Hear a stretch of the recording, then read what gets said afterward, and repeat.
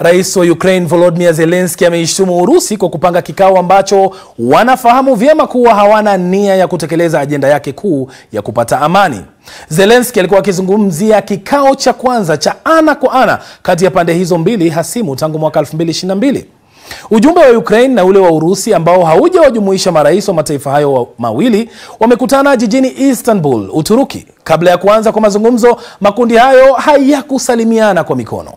Hakuja kuwa na makubaliano ya kusitisha vita, lakini pande zote mbili zimesema kwamba kila taifa litawaachia huru wafungwa wa vita 1000 kurejea nyumbani katika mataifa hayo mawili. Mkuu wa ujumbe wa Urusi Vladimir Medinsky amesema kwamba upande wake umeridhika na mazungumzo ya leo na wako tayari kuendelea na mazungumzo katika siku za mbele. Rais Zelensky naye amekiambia kikao cha viongozi wa bara Ulaya kilichojumuisha waziri mkuu wa Uingereza Keir Starmer na rais wa Ufaransa Emmanuel Macron huko Albania kwamba ikiwa mazungumzo yanayoendelea Istanbul hayatazaa matunda, dunia italazimika kuchukua hatua kali ya kujibu kwa vikwazo. Amesisitiza kwamba Ukraine imelipa kipaumbele suala la kusitisha vita bila masharti. Kwa mara nyingine tena, Rais Donald Trump amezungumzia mkutano kati yake na Rais Putin akisema kwamba unapaswa kufanyika haraka iwezekanavyo.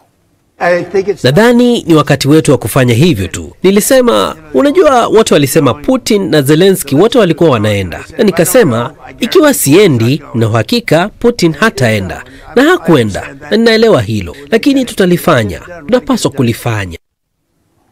Matamshi hayo ya rais wa Marekani yanahitimisha taarifa yetu kuu usiku huu.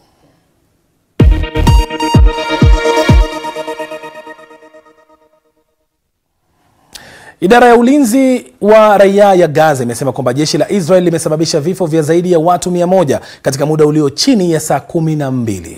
Hatua hii imetokana na msururu wa mashambulizi yaliyolenga eneo la kaskazini. Hatua hii ya leo ni katika operesheni ya kivita inayoazimia kudhibiti ukanda wa Gaza ikiwa hakutokuwa na makubaliano na amani na kundi la Hamas kabla ya kukamilika kwa ziara ya Rais Trump katika eneo la Mashariki ya Kati.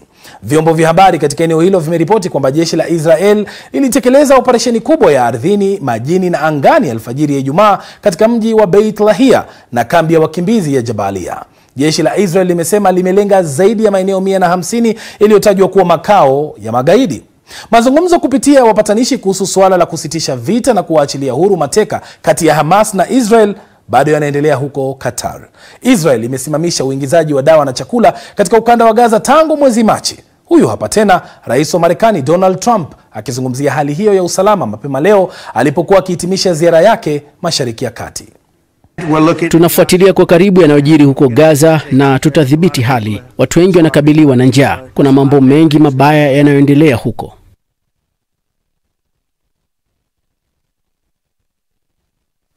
Kwingineko, rais wa Jamhuri ya Kidemokrasia ya Kongo ameamrisha kuajiriwa kwa zaidi ya watu 1500 wenye ulemavu serikalini, licha ya kuwa hatua ya kuajiri watu katika taasisi za umma imesitishwa kwa sasa. Hatua hii imechukuliwa ili kuhamasisha taasisi zote za kibinafsi pamoja na zile za umma kuwezesha watu wenye ulemavu kupata ajira. Lakini swali ni je, hii itatosha kuimarisha maisha ya watu ambao kwa muda mrefu wamesalia kutengwa katika masuala muhimu? Huyu hapa Mbelechi Msoshi na taarifa hiyo kutoka Kinshasa. Stanley Kalamoni ni miongoni mwa watu wenye ulemavu mjini Kinshasa. Yeye ni miongoni mwa watu wenye ulemavu ambao wamenufaika kwa kupata ajira. Kwa sasa ana uhakika wa kipato, ila changamoto bado ni nyingi, ikiwemo kuingia na kutoka kwenye nyumba ambazo hazina miundombinu rafiki kwa watu wenye ulemavu. Serikali pia ijikaze kweli hiyo mijengo mbalimbali, tafute namna gani mlemavu atafika kuingia hiyo mabatima, kuingia hiyo manyumba mbalimbali ambayo inakuwa na maofisi ya kiserikali ili mlemavu apate kutumika vizuri. Kalamoni alizungumza haya baada ya waziri wa kazi za umma Jean-Pierre Liau na mwenzake wa masuala ya watu wenye ulemavu Irene Esambu kutia saini mkataba wa kuajiri watu wenye ulemavu. Wizara hiyo ya watu wenye ulemavu iliundwa mwaka 2019. Tunataka sasa nchini mwetu kuweka sera ya kuwakaribisha watu wenye ulemavu katika usimamizi wa serikali, na hiyo ndio nia ya rais. Hakuna kutenga mtu mwenye ulemavu. Tunaanza hatua mpya. Ni hatua ya kuonyesha kile tunachoweza. Ni hatua ya kupata nafasi yetu katika utumishi wa umma, na tunastahili kuaminiwa. Wengi wameeleza jinsi hatua hiyo itakavyosaidia. Nina furaha tele kuajiriwa leo. Tulipitia unyanyapaa mkubwa sana. Kwa mfano, mimi nilisomea uuguzi na nikafaulu kumaliza masomo yangu.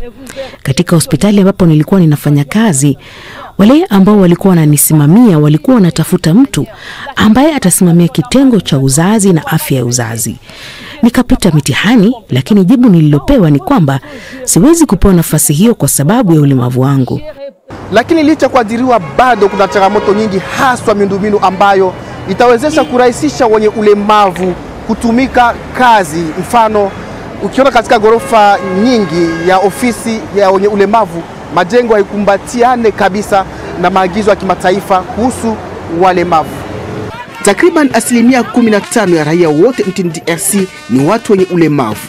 Wataalamu wanasema kuwa iwapo changamoto zao zitashughulikiwa vilivyo, watakuwa na fursa mzuri ya kuchangia katika maendeleo na uchumi wa taifa. Billy Chimsoshi, BBC, Kinshasa. Matangazo haya yanapeperushwa na Star TV Tanzania, K24 TV nchini Kenya, pamoja na ukurasa wa Facebook na YouTube wa BBC Swahili. Pia ukitaka maelezo zaidi kuhusu taarifa hiyo, unaweza kuyapata kupitia simu yako ya mkononi. Mtandao wetu ni bbc.com/Swahili. Hii ni Dira ya Dunia kutoka idhaa ya Kiswahili ya BBC. Tutakaporejea tutaangazia sheria za watu wenye ulemavu Afrika Mashariki na kuuliza, je, zinalingana na mahitaji ya dunia ya sasa na utekelezaji wake ukoje?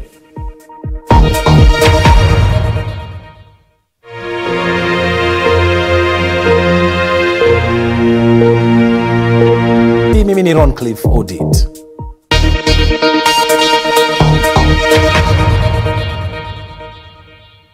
Kenya imepitisha sheria mpya inayolinda haki za watu wenye ulemavu. Miongoni mwa masuala muhimu ambayo yameangaziwa katika sheria hiyo ni pamoja na kuondolewa kwa kodi kwa wasaidizi wa watu wenye ulemavu, huku wale walio na ulemavu wa kudumu wakiondolewa kodi maisha yao yote. Pia umri wao wa kustaafu umeongezwa hadi miaka 65. Aidha, vituo vya afya vinafaa kuwa na madawati maalum yanayoweza kutumiwa na watu wenye ulemavu. Pia vinatakiwa kuajiri watafsiri wa lugha ya ishara na wahudumu wenye ujuzi wa kusaidia watu wenye ulemavu. Jopo maalum linaundwa ili kuhakikisha ufikiaji wa majengo, usafiri wa umma, barabara na kadhalika. Sheria hiyo pia imepiga marufuku tabia ya kuwatumia watu wenye ulemavu kuomba barabarani na kutoa adhabu kali kwa watakaopora pesa zilizotengewa watu wenye ulemavu.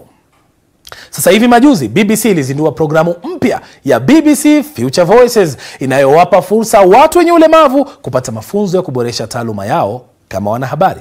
Hebu tizama.